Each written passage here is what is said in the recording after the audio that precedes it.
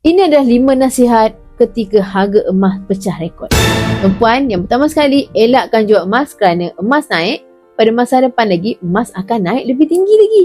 Semakin lama kita simpan, semakin tinggi lagi kenaikannya. Yang kedua tuan-puan, elakkan jual kerana nak ambil untung semata-mata, kerana cara untung emas tak sama macam main saham. Emas, lagi lama kita simpan, lagi banyak untung.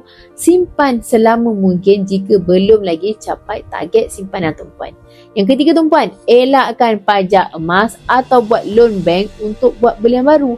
Tuan-puan hanya perlu gunakan 10% dari pendapatan untuk ditukar kepada emas. Pajak ialah hutang bercagar. Berhutang pula untuk menabung emas adalah tindakan kewangan yang salah. Yang keempat tuan-puan, teruskan saja menabung emas sebagai amalan rutin sementara kita ada pendapatan dan masih sihat bekerja. Menabung emas tuan-puan untuk kesenangan di masa depan.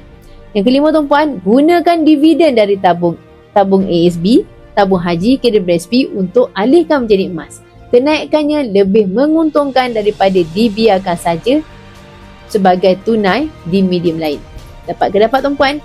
Follow Kak Wai rapat-rapat untuk tips dan info simpanan emas public gold. Jika tuan-puan berminat nak menabung emas, tuan-puan boleh klik link bio saya untuk 5 langkah daftar akaun public gold dan saya akan tunjukkan cara simpanan emas terbaik untuk tuan-puan. Emas, pasport kekayaan kita semua.